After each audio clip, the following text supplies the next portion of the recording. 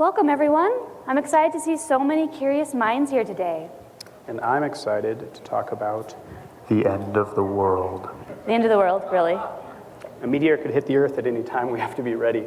That is so morbid. How do you feel about climate change then? Tone it down a little more. Something more playful for the crowd? How about zombie rats coming up from the sewers, spreading disease?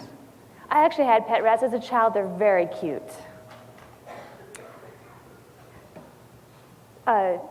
However you feel about the end of the world, we're going to be your guides today through the end of times, potentially, or for at least the next hour. And we may have been your guides before if you've ever submitted a how-to case to Tableau technical support in the last 4 or so years. One of the interesting challenges of our job is we don't really have enough time to learn what was previously done in a workbook or even what the data means. In some cases, we're building calculations from scratch. In other cases, we start with completed workbooks where something is broken. In either case, we've developed survival techniques to give us confidence in the face of the unknown. And that's what we want for you today, is to have that confidence when you're going into your workbooks, whether you've inherited them or maybe it's just been a long time since you looked at them. And to do that, we have a lot of action-packed examples.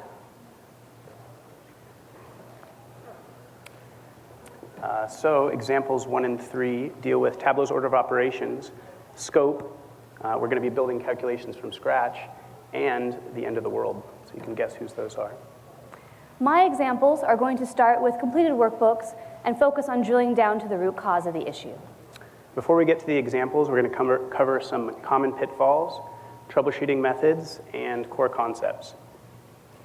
We ask that you hold your questions until the end, and we'll have time to answer them then. Anytime you're working with a calculation, whether you're writing it or troubleshooting it, ultimately we want to understand what the calculation is doing. There are some dangers that can prevent us from reaching that understanding, so we have some safety rules before we dive into the wilderness. Don't run from bears. If you make a change to your worksheet and everything looks more broken and more scary, don't immediately run away by undoing that change, because that stops our investigation short. While we're troubleshooting, we can keep moving forward as long as the issue is still occurring. The most important thing is to separate the problem from your final desired view. Don't eat random berries. It's tempting to guess and check solutions, and sometimes you'll be right, and sometimes we'll poison ourselves. We want to be able to validate our solutions with our knowledge of what the root cause is. If you have a lighter, use it. I've seen people just stare at their computer and try to think through a problem, and they can get to it in the end, but they're frustrated the entire time, and that's not what we want for you. Instead, we're going to have Tableau do the work for us. So to recap, don't be afraid to break things, identify the problem first, and let Tableau do the work. So how are we going to let Tableau do the work? By creating what I like to call a troubleshooting view to visualize what the calculation is doing. This is going to be built up in phases. We're going to start by building a crosstab or text table view with all of the dimensions that define the scope of the calculation, as well as the calculation itself. This will not be a static view. As we continue troubleshooting, we'll add or remove data as we need it. Next, break apart the calculation. Calculations often contain smaller segments that are valid on their own, such as this if-then statement inside of this fixed LOD calculation. We're going to take each of these standalone expressions, put them into their own calculations, and add those to the view to evaluate whether they're wrong. Finally, we're going to verify the data. It's fair to say that Tableau is pretty good at math, so this phase is really more about verifying my assumptions on how Tableau is computing the calculation. A quick example. Here, I was expecting 1/5 or 0.2, but Tableau gave me 3.5. Once I understand that Tableau is doing the division before the addition, I know I need to add parentheses for the calculation to be computed correctly. So what's important here is the mathematical order of operations. If you guys remember PEMDAS, or please excuse my dear Aunt Sally, the D for division comes before the A for addition. Tableau's order of operations is a little more complicated, but we'll get to that in a few minutes. Creating the troubleshooting view is an iterative process. We'll often need to loop through these phases more than once before we reach that ultimate root cause of the issue. Okay, here are some concepts to keep in mind when you build your troubleshooting views. First is scope, which is the what is the grouping. So the dimensions in your view define scope in that view. Second is aggregation. That's how do we combine the grouped data, such as with a sum or a median. And third is order of operations, so that's the when. When does scope and aggregation take place relative to each other and to other elements in your view? First thing, inner to outer. When elements are nested together, they're computed inner to outer. As far as the elements are concerned, we have a huge online help article dedicated to this, and there's a lot of nuance in that. If you've ever worked with me on a tech support case, I've definitely sent you this article.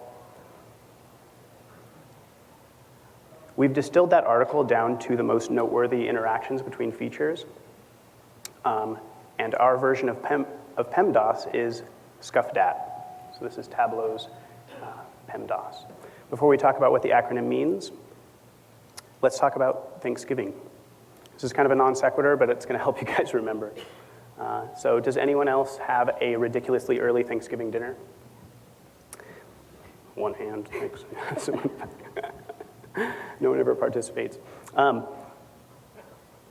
I was younger, I remember having dinner at like 5 p.m. Last year, my grandma decided that we were moving it up to 3. This year, she's done it again. I tried to argue, but in the end, grandma's always wrong, always right. Have some respect, grandma. And she told me, seriously, come for dinner at 2. So that's how you're going to remember ScuffDat. Now that you'll never forget ScuffDat, let's talk about what it means. So here's the diagram from James's favorite product help page. We'll start out with S for source. So those are data source filters and extract filters. They come before anything in your view. C for context. Context filters are another kind of filter. They're the first thing that happens in a view. F for fixed. Fixed are one of our level of detail expressions, kind of a special LOD. D for dimensions. Dimensions are dimension filters and the scope of your view. A for aggregations. So again, when you're combining your data, include and exclude LODs are included here. And lastly, T for table calculations. So table calculations are kind of special functions. They use your view as its own data source, and they happen last. As we work through these examples, we're going to continue building out our mental model of these concepts. James is going to start us out with his first example on the looming rat epidemic. All right. Okay, we're going to spend the rest of our time in Tableau Desktop. I'll get us started. A disease has broken out, and we've recently learned that the spread of that disease is related to rats. So we're looking at real rat sightings data in New York here. Esther, can you navigate to our map worksheet? And we're going to duplicate it. I duplicate my views all the time. It helps you save your place so that you can go back and troubleshoot in different directions. You can also copy-paste worksheets from workbook to workbook, which can make the troubleshooting process really clean, separate it out. So let's break down our view. We have 2 latitude fields on rows that tell us that this is a dual axis. And each axis has its own marked card. So before I said that the scope of a view is defined by those dimensions in the view, but in this case it's a little more complicated. Each marked card has its own scope. So in one, we've labeled the view with borough, which is why you only see 5 labels. In the other, we are coloring the view by sum of sightings. We're coloring each zip code by sum of sightings. One drawback to using total rats to color the view is that it doesn't take into account the size of the regions, and so I would argue that rat density is actually a better metric for our analysis, and so that's going to be our first goal. We're going to compute rat density for each borough. So let's simplify the view. We don't need zip code. We aren't altering our original, so it's okay to play. Okay, as I build the calculation, I like to bring each piece into the view, so that way I can vet it as I'm building the calculation. So let's bring sum of sightings and sum of square miles, and we can clean this up a little bit. We can see in Manhattan, it's approximately 3,000 rats and 20 square miles. So pretend I have a fake calculator here, and the result should be around 160. So this is before we even compute rats per square mile. Let's open up a calculated field. And you'll notice that Esther is starting the calculated field name with an exclamation point. That's going to bring it to the top of the measures pane, which makes it a lot easier to find when you're playing with the product. It's not that big of a deal here, but when you're scrolling through 50 fields, it's a nice tip that you'll want to remember. So let's go ahead and create that calculation. It's going to be sightings divided by square miles. And Esther's letting Tableau do the work by dragging directly from the measures pane. You can drag things all over the view. Okay, let's bring that in. You can color, and then by holding Control, she can duplicate this field to the text card as well. And that's not the color I would have used, but we have a bigger problem on our hands. And that's that the density is 6,000 rather than that 150 or so that we expected. We've encountered our first bear. Let's see if we can tame it. So let's open up the calculated field again. And notice in the view that our rat density is being aggregated with a sum. So let's emulate that in the calculated field. This is just for demonstration purposes. What it shows is, what we want to be thinking about is that order of operations is computed inner to outer. That means that the inner portion is being computed before, for each record, before the sum, before those ratios are being summed up. And just to drive home why this is the wrong approach, we're going to navigate to a sub-example. Extremely simple example. We have 2 zip codes, each with 1 rat and each with 1 square mile. So if you were to compute the rat density for each zip code, you'd end up with 1 over 1 and 1 over 1, so you get 1 rat density each. If you then added those ratios together like we are in the calculation, you'd end up with 2 total rats per square mile. We know that's not true, because in our grand total we can see that there's 2 total rats and 2 total square miles. The difference between the 2 approaches, so 2 divided by 2 should be 1, of course. The difference between the 2 is that in the second case, the correct case, we're aggregating the numerator and the denominator separately before taking that ratio. And that's exactly what we want to do in the calculation. So let's navigate back and modify it. And Esther is going to drag directly from the view, which is nice because it brings the aggregations along with the fields. And we can click OK here. And the pills turn red because we've moved our aggregations to within the calculated field. So we're just going to replace those in the view. That sum no longer makes sense. That's all that is happening here. And we have a lot more reasonable of a number. So now that we're confident with our rat density ratio, we're going to continue our analysis. Can we duplicate as crosstab? Excuse me. So crosstabs aren't the most visually appealing, but they are the best for troubleshooting. And that's because the numbers stay right there in front of you. So let's clean this up. So one thing we might want to do is compute the rat density of all of New York so that that value can be compared to each of these individual borough rat densities. So let's drag borough out of the view. And that number is 45. Now it's being aggregated up to the entire data set. If we want this 45 to be, if we want to compare this 45 to the other numbers, and we can drag borough back in, we're going to need a new tool. So we have these 5 in the view, but somehow we need to exclude borough from the scope of our overall rat density calculation. Earlier, we talked about level of detail expressions being one way to manipulate scope in a calculation. And there just so happens to be an exclude LOD that we can use to exclude borough. So let's start doing that. Esther's just going to type EXC, enter. Tableau has nice autofill. And then comes the list of dimensions that you want excluded from that scope. After a colon, we just bring in rat density, since that's what we're wanting to compute, and we can click OK. And bring that to the view. Same value as before, so we've successfully excluded borough from the scope of our calculation. And just as you can exclude, you can also include dimensions in the scope of a calculation.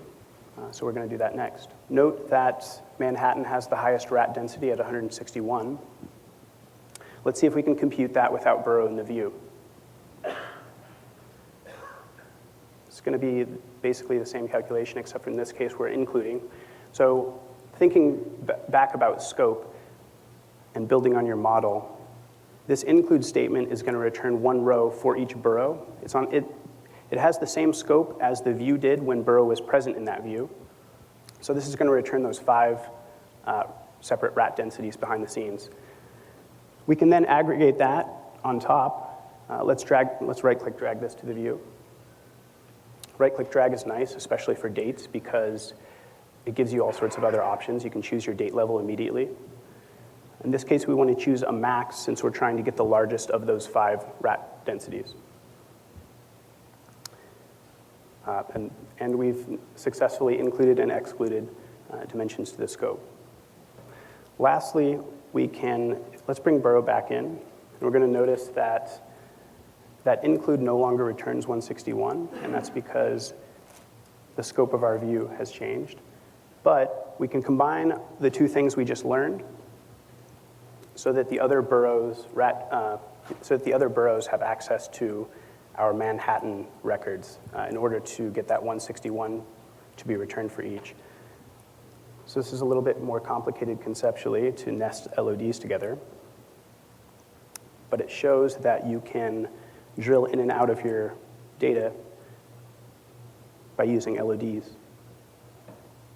So same as before, we're using a max of the include, except this time we're excluding burrow so that each of those rows have access to Manhattan.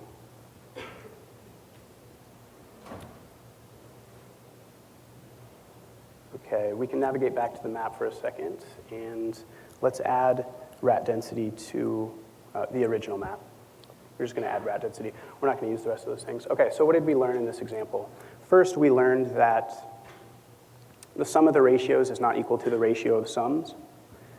We saw that Tableau's order of operations are computed inner to outer. And lastly, we talked a lot about scope. So on one end, non-aggregate expressions get computed for each record before anything else happens. On the other, the final aggregation in your view uses your view's scope. And in between the two, we can manipulate scope using include and exclude statements. So Esther and I are going to switch places now, and I think she's going to try to save the world. So we're definitely not going to be able to save the world in 10 minutes. But what we can do is look at the existing power infrastructure so we can evaluate our options if we had to reinstate power in a survival situation. James has brought up our bar chart. This shows us the percentage of total power plants that uses each fuel type. How do Denmark and the US have more than 100% of total? To start answering that question, I want to ask, how are these values generated? We have a quick table calculation on the distinct count of power plants on the row shelf. And James is showing us one way we could find that out. I also want to point out that if you look at the field itself, it has a delta triangle symbol, which is our visual indicator that it's a table calculation. All right, we already have some direction to investigate. We know that we want to look at the formula, but the quick table calculation doesn't expose that for us, so we need to find it. Let's go ahead and duplicate his crosstab. Duplicating his crosstab is a great way to make your crosstab. It'll have the original scope, the same scope as your original view, because it has the same dimensions as your original view. James is cleaning this up for us. When I'm troubleshooting, I like to put all of my dimensions on the row shelf. I find this is just a more concise way to see everything all at once. And you can also play around with the order of fields on the row shelf. We don't need to see every country. We know that the US was experiencing the issue, so we'll keep only the US. We have another filter in the view.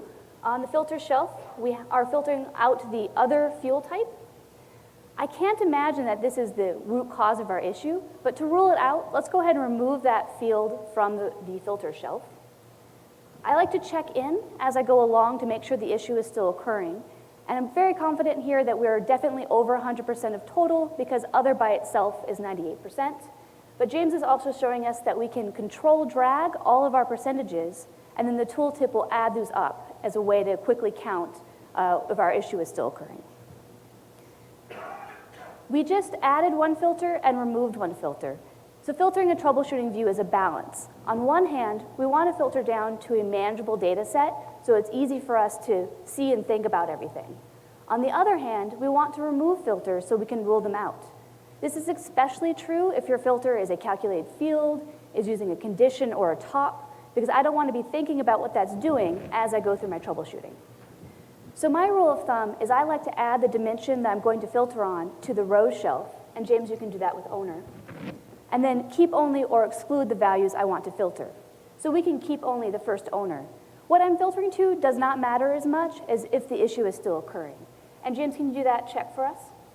And we're still over 100% of total, so we know that our issue is still occurring. This view now looks pretty simple. It looks like a good view to troubleshoot, but I want to take a quick detour. James, can you give us a possible solution?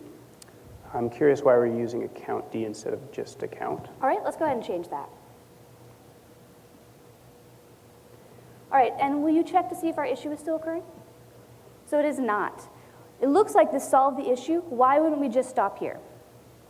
Count and count distinct are similar functions, but they do separate things. A count of power plant is going to give us the number of power plant records in the underlying database, whereas the distinct count of power plant is going to give us one for every unique power plant. The fact that switching to count changed our numbers tells me that I have multiple records in the underlying database for every power plant, or for at least some of them. I already knew that I wanted to count each power plant once, so we want the D. James, can you go ahead and undo that change? Speak for yourself. All right, let's break apart the calculation. We don't have the formula for a quick table calculation, but we can find it.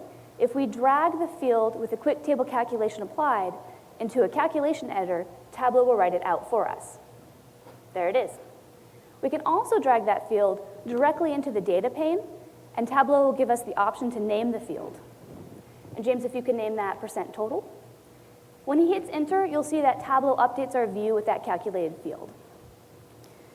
All right, I want to add the numerator and the denominator to our view to break apart these individual pieces. A trick I really love, you can highlight a valid segment of a calculation and drag the highlighted segment out into the view. Tableau will automatically create an ad hoc calculation with that piece of formula. So James is doing that for our numerator and our denominator. Here's another good place to check in. Are these values correct? If we look at other, 1 divided by 3 is 33%, so the math looks right. But I don't know if the 1 and the 3 are correct. So how can we validate that? We now know what the formula is, so let's look at the formula to get some more information. Our numerator is the distinct count of power plant. We've already learned that when you have an aggregated field in a calculation, that it's aggregated up to the scope of the view. In this case, the scope of the view is fuel type because every row is a fuel type. So our numerator is the distinct count of power plants per fuel type. Our denominator is a little more complicated because we have that total. James, can you use the helper pane to search for total? The helper pane is a great tool that has information on all of the functions Tableau uses, and you can always look up what you need. And then will you read out the definition of total for us? Yeah, it says returns the total for the given expression. Example, total of average profit equals average profit for all database rows that contribute to that partition. So that might be a little confusing, but essentially what that's saying is that total changes the scope of another aggregation. And because total is a table calculation, we define the scope. So let's go ahead and look at our % total calculation to see how the scope has been defined. And James is opening up the compute using menu, but there's nothing checked here, nothing selected. So that means we need to go to the edit table calculation menu, which is the option right below it. This dialog might be a little confusing. My trick for remembering what it means to have a checked or unchecked dimension is that the unchecked dimensions define the scope or the partition of the table calculation. Another way to say that is that for every combination of unchecked dimensions, the table calculation is going to start over. So in this case, because we have country unchecked, we're getting the distinct count of power plants per country. All right, so we have some more information about how the 1 and 3 were computed, but I still haven't been able to verify if those counts are correct. What could I add to the view that would let me know if 1 and 3 are right? Well, what are we actually counting? Power plant.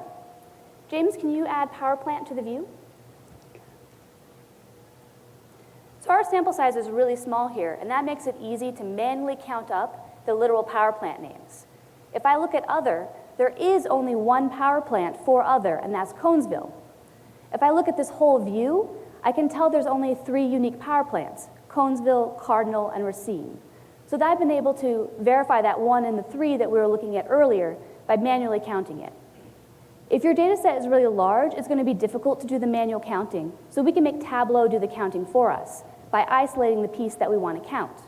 If we wanted to count one of the numerators, we could keep only one of our fuel types. And James is keeping only coal. And then if we look at the bottom bar of Tableau, it's going to tell us how many rows are in the view, and we can see that there are 2 rows for coal. Going back, if we want to isolate how many power plants we have per country, we could remove fuel type, because we no longer care about power plants per fuel type, we just want overall power plants. And this made a field invalid, and we can remove that because we don't care for this step. And then at the bottom bar again, we can see we have 3 rows in our whole view here. All right, if you can go back. Weirdly, this means that our counts are correct. The 1, the 3, the 33%. We can have a percent of total over 100% if power plants are being counted in multiple numerators, if they have multiple fuel types. Another way you might think about this is that our numerators are adding up to 6 because we're double counting some power plants, whereas our denominator is 3 because we only count each power plant once. This kind of leads us to our first solution. We could decide to keep our original view. Now that we know what this view is telling us, we know that the percent of totals are accurate. And we also have some indication of how many power plants have multiple fuel types. During the course of our investigation, we uncovered that power plants can have multiple fuel types. So we might decide that we don't care about the second or the third fuel type. We only want our analysis to look at 1 fuel type per power plant. So we could filter the view to just keep the primary fuel type. And James is doing that for us now. And you can see that now all of our bars are 100%. A third possible solution could be if we decided that we wanted to count the combination of power plant and fuel type in the numerator and the denominator. So if we go back to our crosstab, what we'd want to say here is that our denominator should be 6 to match up the counts of our numerator. We can do that by changing the table function we're using from total to window sum. And James is going to add the window sum denominator to us for the view so we can see that separately. Window sum is a table function that instead of changing the scope of another aggregation like total, it'll add up the count distincts as we see them in the view. So we see now that will give us a numerator of 6, and when James hits apply, that changes our percentages, and when he checks the total, it is now 100%. So a lot of different solutions for this problem. What did we learn? We learned a lot about table calculations. We learned that you can find the formula of a quick table calculation by dragging it into the calculation editor. We learned that in the table calculation dialog, the unchecked dimensions define the scope of the table calculation. We learned that total is a special type of table function that changes the scope of another aggregation. We also got to see an example of a solution that poisoned us, so thank you, James, for that. All right, so we're going to switch places again, so I hope you're all mentally prepared for whatever new disaster James has in store. So climate change is a pretty controversial topic. A lot of good arguments on both sides. On one, 99% of scientists. On the other, my father-in-law, Bob. So we're looking at 300 years of temperature data in front of us. It's being broken out by country and city. Our goal is to compare modern temperatures, and we've defined that as 1950 or greater, to pre-industrial temperatures. So that's anything before 1850. There are a lot of different ways you can do that. For one of the segments, for example, we could just filter the view to 1950 or greater. Let's go ahead and do that. We'll duplicate his crosstab. And as before, Esther's going to clean up. It's going to be a little quicker this time. So top 5 cities, and then we can simply filter the view to 1950 or greater.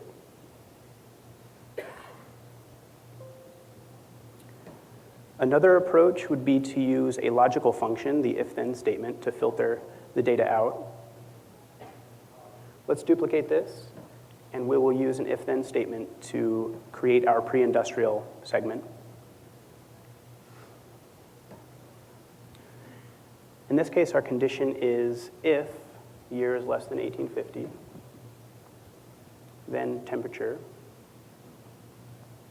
Then we're going to include an else null. So, for those of you who haven't worked with nulls, they're basically blank cells that won't contribute to the aggregation. Then we'll end this. If you don't include an else in your if-then statements, Tableau will automatically fill in those records with nulls, whatever ones don't satisfy one of the conditions. Okay, let's bring that in. And we'll choose average again. And these are our pre-industrial temperatures. Ultimately, what we want to do is compare the two. So let's go back to that first worksheet where we have 1950 or greater. Bringing this to the view is going to result in null values. And that makes sense because our dimension filter is getting rid of those rows before our if-then statement has access to them. So the dimension filter is the D in scuffed@. The if-then is taking place at the A.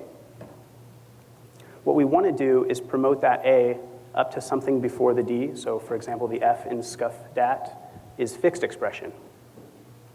If we wrap this whole if-then statement in a fixed expression, hopefully it'll be computed before our dimension filter.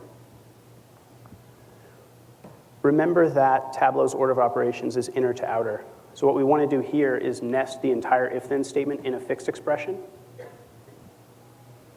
The scope of our view is city and country. We don't want that changing. By the way, fixed expressions, again, are the special kind of LOD. They don't care about what's happening in your view. They only care about the dimensions that are listed.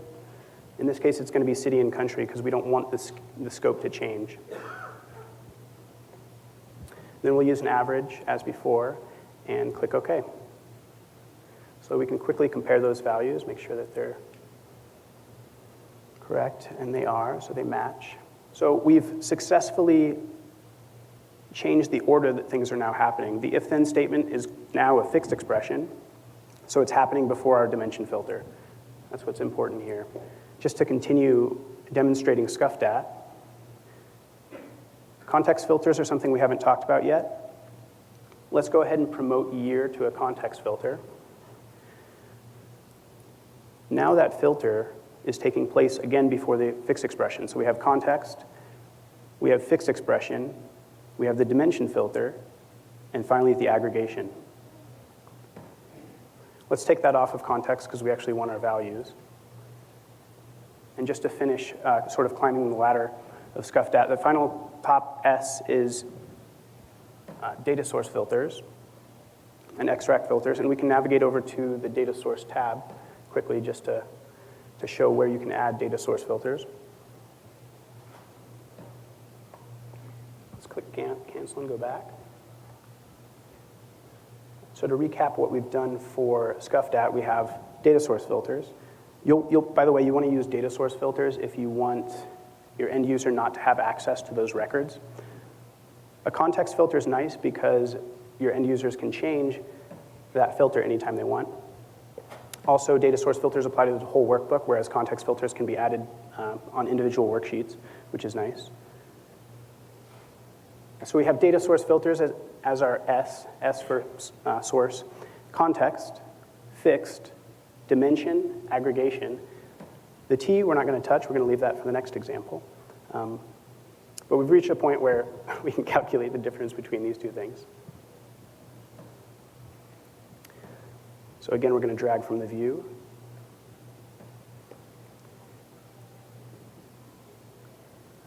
And let's bring that to the view and make sure that the values are being computed correctly. And they are, because of course this is scripted. Let's navigate back to the map and we can place this on color. So what did we learn? Oh, yep, thank you. What did we learn from this example? This map doesn't look as good, but that's okay. What we learned is that Tableau's order of operations, sometimes it seems like it's really complex, but it's really a tool that you can use to increase the flexibility of your views. Go to that online help article if you're ever stuck and don't know how to make something happen before something else that's going to help you out. What else did we learn? I guess we learned that the Earth is apparently on fire, and so hopefully Esther can come up and help put it out. Thank you, James, for that bleak and desolate picture of our future. We're not going to be able to solve everything, but we can address some of James's concerns about the future. I'm going to look at food security. This waterfall chart is looking at seed inventory from the Svalbard Global Seed Vault in Norway. Specifically, we're looking at seeds harvested each quarter for beets, corn, and cabbage. A waterfall chart graphs each bar segment along its running total value rather than along zero, which creates the appearance of the bars building off of each other. Our waterfall chart has an issue. The first bar segment is not touching the zero line, which gives the appearance that there's missing data. So we're going to investigate that gap. Can you navigate to the worksheet, please? So the dashboard's pretty, but the worksheet's going to show us how it's actually built. We have some visual cues here. Notice we have two data sources, and one of them has the orange check mark, which indicates we have an active linking field for data blending. Several of our fields also have that triangle delta symbol, which indicates that they're table calculations. When you're troubleshooting, don't feel like you need to make a list or memorize everything that's in your view when you start out. As we go through the troubleshooting process, we'll naturally focus on or rule out elements. To orient us, how is each bar segment, the position of each bar segment determined? Because this is a Gantt bar, the top edge of the bar is graphed at its running total value, which is generated by running total seeds on the row shelf. And again, that is a table calculation, which we know from the triangle symbol. What do we expect the bar graph to be graphed at to get our expected end view? The bar graph the first bar has 7,000 seeds, so we would need to be graphed at 7,000 in order for it to touch zero. All right, let's go ahead and dive in. James, could you duplicate his crosstab? And again, James is going to clean up the view for us. Same things you've been seeing. We're going to move all of the dimensions to rows.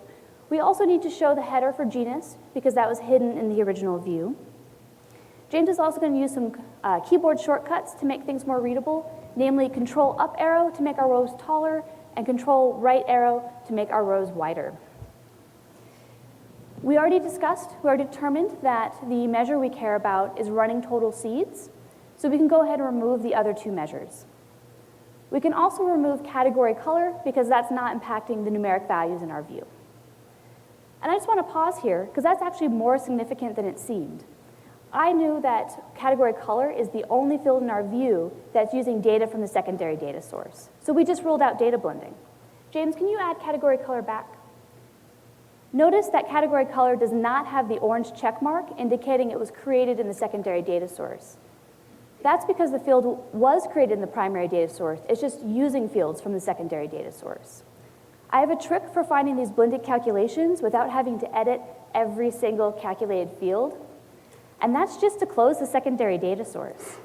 Once we ignore this pesky warning, all of our blended calculations are going to be invalid as red fields in the view and as those red exclamation points in the data pane. And then we can undo to get back to a working state. Let's start breaking apart our calculation. Let's edit the running total seeds field. And we can see the formula is fairly simple running sum. Let's add that nested field to the view as well. And here's a good place for a check-in. So we want to see if the running sum is working the way we expect it to. That first 22,000 value is definitely unexpected, but if we look at the second row, the beta 2015 Q4, that is 2,000 seeds higher than our first row. So after the first row, our running sum looks correct. We have the formula that we're using to generate the running sum in front of us, and that's correct. And we see all the values that are feeding into the running sum because we've added a number of seeds to the view. So the issue is another element. It's coming from somewhere else. This is definitely a place where you might get stuck in your head, but remember, we still have our lighter, we still have Tableau. Let's go back to the build phase and think about what we could add or remove to give us some additional insights. We have another field on the filter shelf, rank filter, which I can tell is a table calculation because of that triangle symbol. Let's try removing that. That made it more confusing for me. So James, can you undo? And then this time, instead of removing the rank filter, let's move it to color. All right, so now all of the values that were filtered out are blue, and everything we were looking at before is orange. If we do a check in here again, it now looks like our running sum is computing correctly. Our first row for running sum is 1,000 seeds, which matches our number of seeds, and as we go up, down, it adds up. It's almost as if the running sum is always starting with the first quarter of DACUS, whether or not we're filtering by rank filter. And that's exactly what's happening. To add on to your understanding of order of operations, a table calculation on the filter shelf will never filter another table calculation. Or in other words, the running sum is always starting at the beginning of the data in the view, whether or not we have a table calculation filter. We can fix this issue with our ScuffDat knowledge. Just like James promoted elements earlier in the order of operations in the last example, we can recreate our rank filter to get the same values filtered out with a different element. I know that my rank filter was giving me top 3 genuses by number of seeds. So James is going to recreate that for us by dragging genus to the filter shelf. And he'll use the top tab to give us top 3 by number of seeds. This is an entirely different filter, but it's filtering out the same values. The difference here is that it's happening at an earlier spot in the order of operations. So now when James hits OK, the first running sum value matches our first number of seeds value. And James, can you add that filter back to our original view?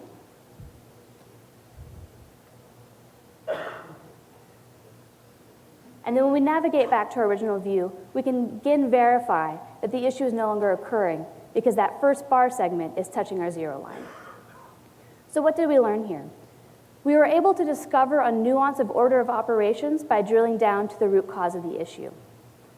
Because the T for table calculations occurs last, when we have a table calculation on the filter shelf, it acts more like hiding data than filtering data out.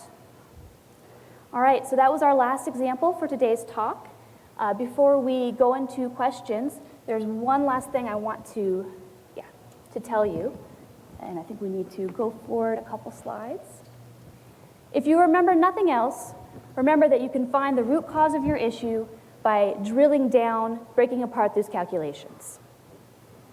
If you remember nothing else, remember that Tableau's order of operations is a tool for you. And seriously, come for dinner at 2.